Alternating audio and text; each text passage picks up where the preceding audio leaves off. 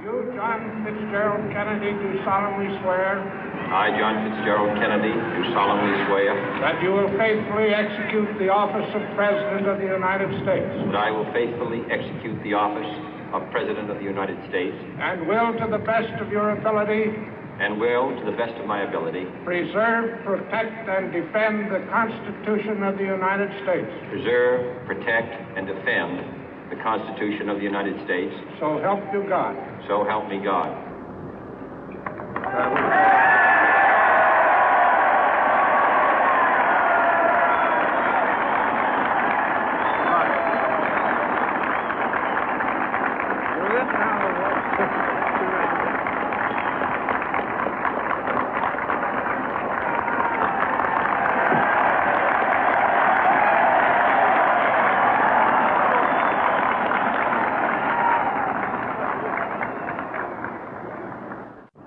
Vice President Johnson, Mr. Speaker, Mr. Chief Justice, President Eisenhower, Vice President Nixon, President Truman, Reverend clergy, fellow citizens.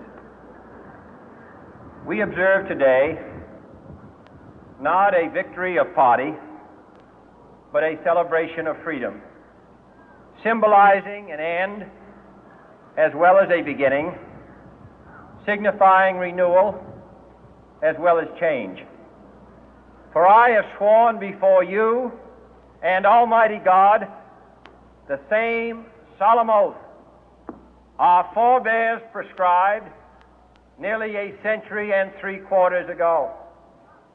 The world is very different now, for man holds in his mortal hands the power to abolish all forms of human poverty and all forms of human life.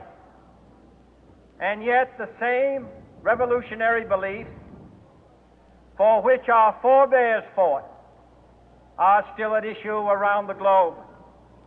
The belief that the rights of man come not from the generosity of the state, but from the hand of God. We dare not forget today that we are the heirs of that first revolution. Let the word go forth from this time and place to friend and foe alike that the torch has been passed to a new generation of Americans born in this century, tempered by war, disciplined by a hard and bitter peace, proud of our ancient heritage, and unwilling to witness or permit the slow undoing of those human rights to which this nation has always been committed and to which we are committed today at home and around the world.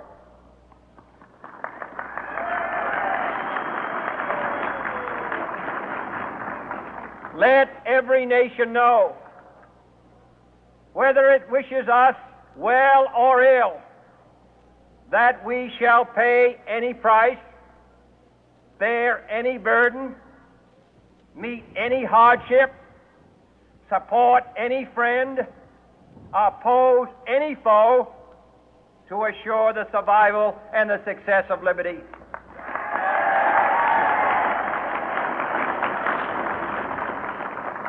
This much we pledge and more. To those old allies whose cultural and spiritual origins we share, we pledge the loyalty of faithful friends. United, there is little we cannot do in a host of cooperative ventures. Divided, there is little we can do, for we dare not meet a powerful challenge at odds and split asunder. To those new states whom we welcome to the ranks of the free, we pledge our word that one form of colonial control shall not have passed away, merely to be replaced by a far more iron tyranny. We shall not always expect to find them supporting our view, but we shall always hope to find them strongly supporting their own freedom, and to remember that in the past, those who foolishly sought power by riding the back of the tiger ended up inside.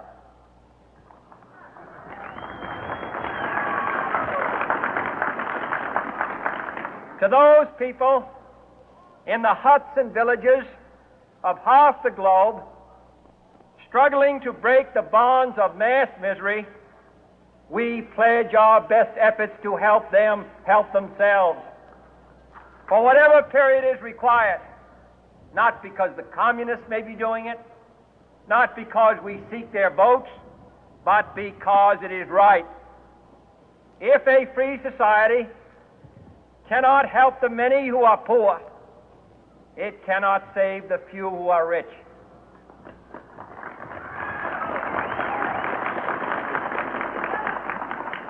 To our sister republics south of our border, we offer a special pledge to convert our good words into good deeds, in a new alliance for progress, to assist free men and free governments in casting off the chains of poverty. But this peaceful revolution of hope cannot become the prey of hostile powers. Let all our neighbors know that we shall join with them to oppose aggression or subversion anywhere in the Americas. And let every other power know that this hemisphere intends to remain the master of its own house.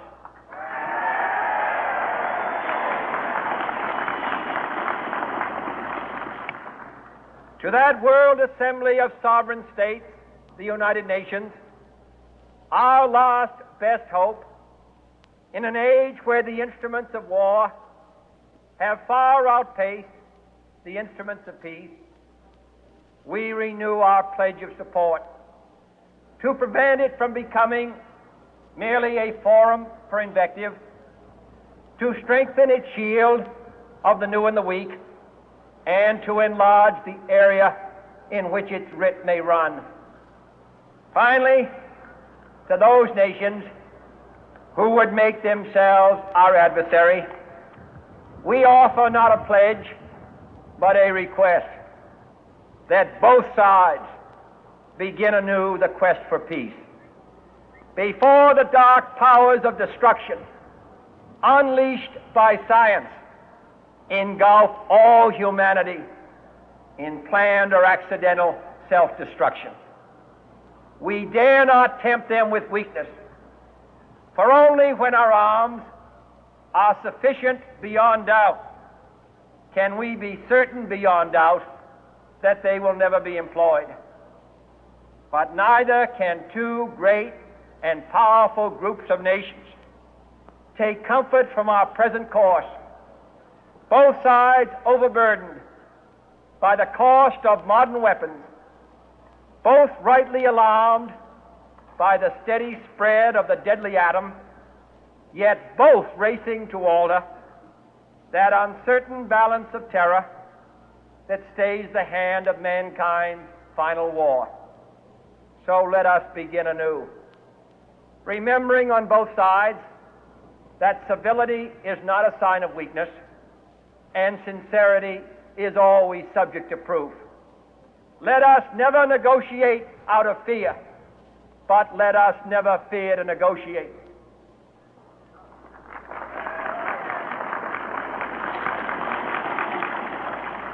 Let both sides explore what problems unite us, instead of belaboring those problems which divide us.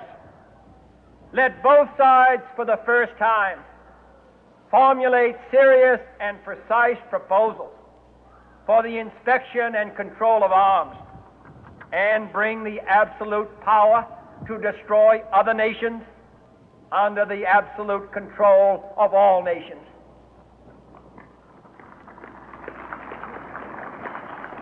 Let both sides seek to invoke the wonders of science instead of its terrors.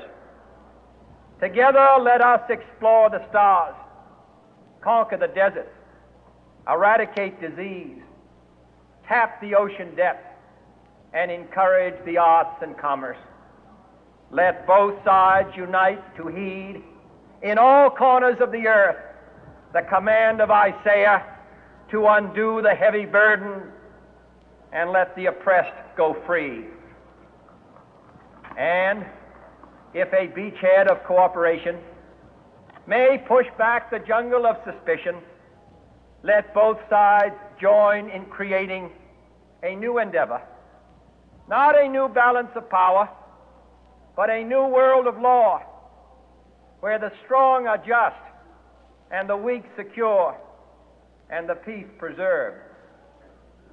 All this will not be finished in the first 100 days, nor will it be finished in the first 1,000 days, nor in the life of this administration, nor even perhaps in our lifetime on this planet.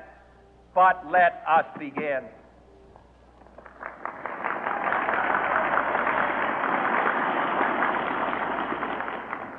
In your hands, my fellow citizens, more than mine, will rest the final success or failure of our course. Since this country was founded, each generation of Americans has been summoned to give testimony to its national loyalty. The graves of young Americans who answered the call to service surround the globe. Now the trumpet summons us again, not as a call to bear arms, though arms we need, not as a call to battle, though in battle we are, but a call to bear the burden of a long twilight struggle, year in and year out, rejoicing in hope, patient in tribulation, a struggle against the common enemies of man, tyranny, poverty, disease, and war itself. Can we forge against these enemies a grand and global alliance, north and south, east and west, that can assure a more fruitful life for all mankind? Will you join in that historic effort?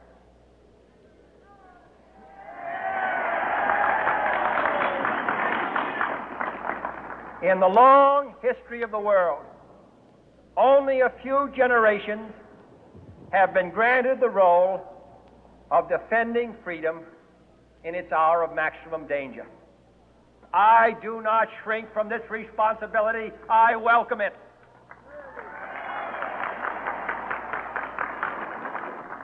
I do not believe that any of us would exchange places with any other people or any other generation. The energy, the faith, the devotion which we bring to this endeavor will light our country and all who serve it. And the glow from that fire can truly light the world.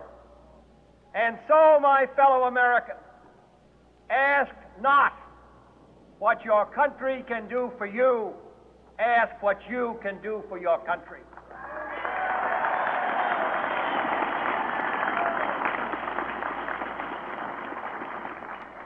My fellow citizens of the world, ask not what America will do for you, but what together we can do for the freedom of man.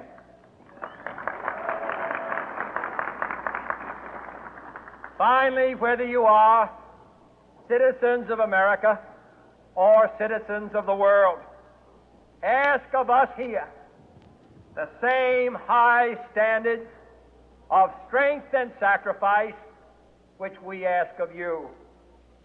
With a good conscience, our only sure reward, with history the final judge of our deeds, let us go forth to lead the land we love, asking His blessing and His help, but knowing that here on earth, God's work must truly be our own.